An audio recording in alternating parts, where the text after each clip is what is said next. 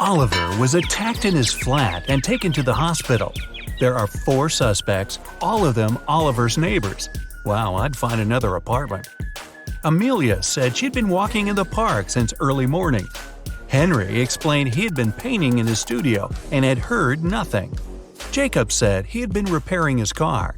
Sophia answered she'd been taking a bath for the past 3 hours. Look at these people's hands and try to figure out who's lying.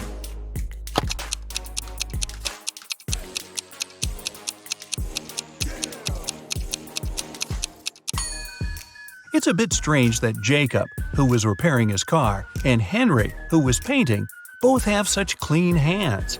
But they could be wearing gloves. On the other hand, Sophia's hands and fingers don't have wrinkles. But it would be a natural skin reaction after 3 hours in a bathtub. Sophia, you've been caught smooth-handed. The police found out there was a new smuggler in town. 3 people were under suspicion: Luna, a school bus driver, Jackson, a fire truck driver, and Daniel, an ambulance driver. All of them claimed to have been busy with their work since the very morning. Can you figure out who's the smuggler?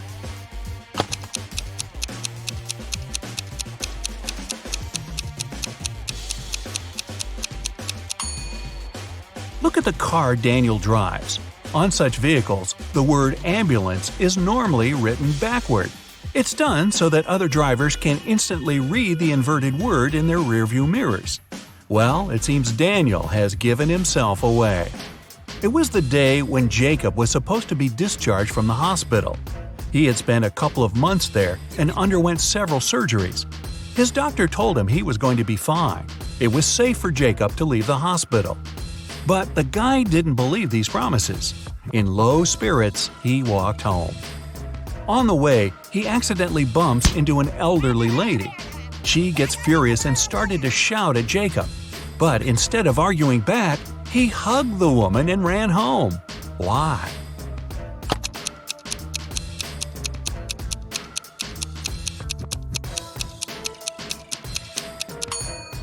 Jacob had hearing loss. He didn't believe his problem could be helped. But when he heard the woman shouting at him, he realized the doctor had told him the truth. Maybe the doctor should have shouted. Chloe stayed late at the office that day. When she was driving home,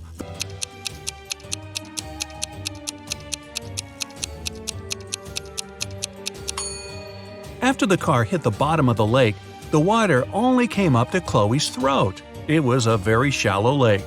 Good thing, huh?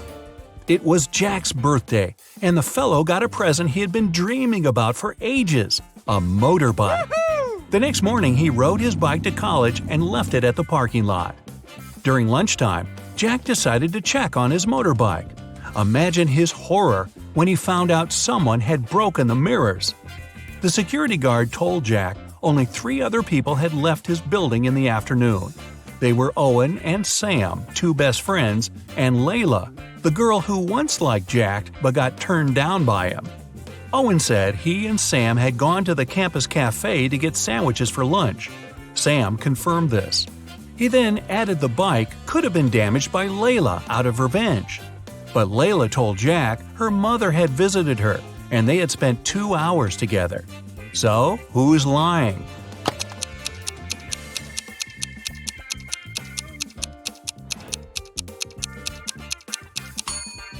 Owen has a paper bag with food delivery written on it. It means the guys ordered their lunch, not bought it in the cafe. They broke Jack's mirrors and tried to frame Layla. Not a good reflection on them, huh? Detective Taylor was chasing a dangerous criminal. Suddenly, the man entered a hospital. Oh no, there are hundreds of rooms there. Luckily, it was raining, and the criminal left footprints on the hospital floor. The detective followed them and got into a small room. There were 3 people there, all covered in bandages from head to toe. But one of them was a fake patient. Who?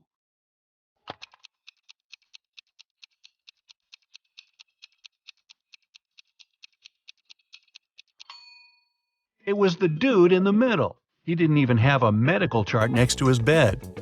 Very quick job on the bandages, though. The CEO of a large company called the police. He was sure that one of his employees, Victoria, had stolen a memory card with secret information. She was going to sell it to their competitors. The police arrived at Victoria's house, but the woman didn't let them in without a warrant. The officers had to leave to get all the necessary papers. By the time they were back, Victoria had already been sitting in her car, ready to drive off. The police officers arrested the woman. They searched her car and clothes, but found nothing. And then, when they were about to give up, one of the detectives realized where Victoria kept the memory card. Can you figure it out?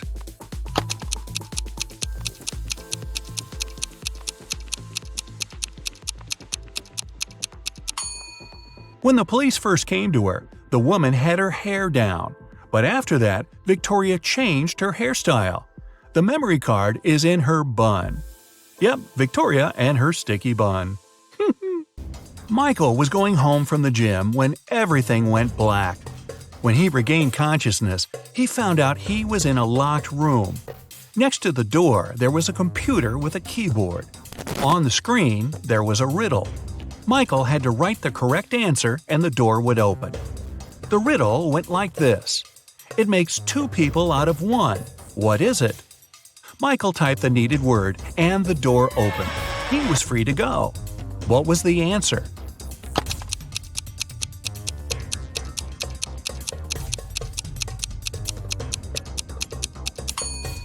It's a mirror. Oh, I was guessing a buzzsaw, but this one is better, and not as messy. Two best friends, Emily and Luna, came to a popular and expensive hair salon. At first, the administrator told the girls they had just one available hairstylist. But after making a phone call, she happily announced she had found another hairdresser. Emily and Luna could have their hair done at the same time. But in the process, it dawned on the girls that one of the hairstylists was fake. Which one?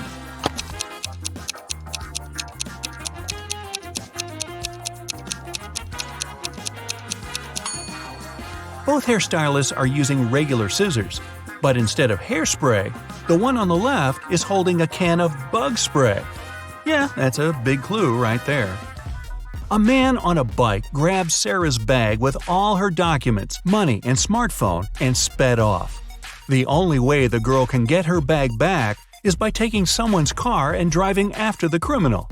There are 3 vehicles parked nearby. Which one can Sarah break into and drive off? Borrow.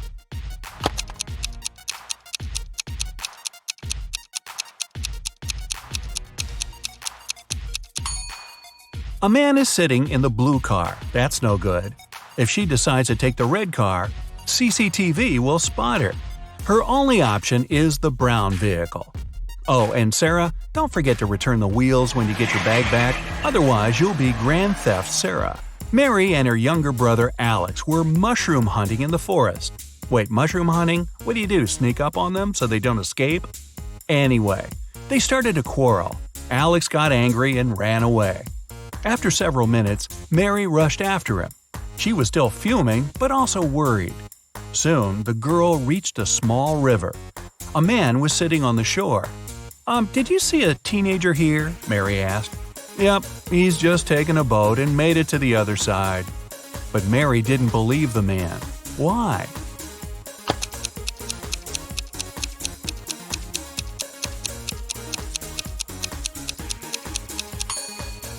The boat is indeed on the other side, but the paddles are lying next to the man. How could the boy cross the river without them? So, where's Alex? Kidnapped by the escaped mushrooms? We may never know. Ella came to a party that took place in her best friend's house. It was a riddle party. All the guests had to crack mysteries and participate in different challenges. Ella's task was to get out of a locked room in the basement. The girl was blindfolded, taken downstairs, and left alone. After pulling the piece of cloth off her eyes, Ella noticed the door had a code lock. She also spotted a sheet of paper lying on the floor next to the door. There were 4 flowers drawn there. Ella looked at them for a while and entered the correct code. The door opened and the girl joined the party. So, what was the code?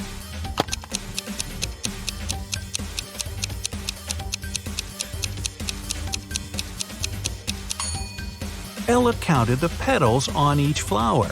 The code was 5748. Carter was visiting his friend Mateo, who lived in another city. Mateo loved riddles. In the evening, he challenged Carter to get the key to the guest room where the guy was supposed to be sleeping. Mateo dropped the key in the bucket filled with cold water and told Carter to get it. But he couldn't touch the water or use anything to pull the key out. That night, Carter slept in the guest room. How did he get the key?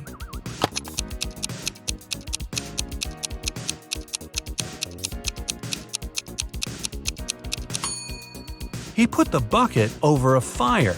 The water started to boil and soon evaporated. After that, Carter picked the key up. Mateo was steamed. Nora was an insurance agent.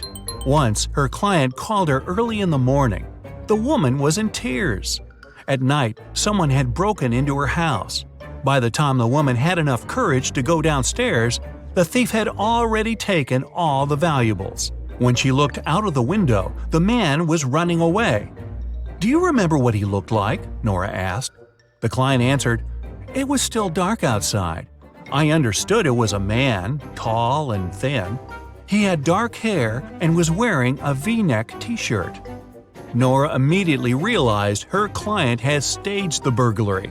How did she figure it out?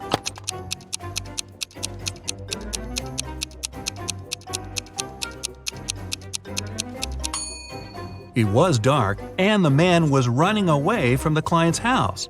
Then how could the woman see he was wearing a V-neck t-shirt? Beats me.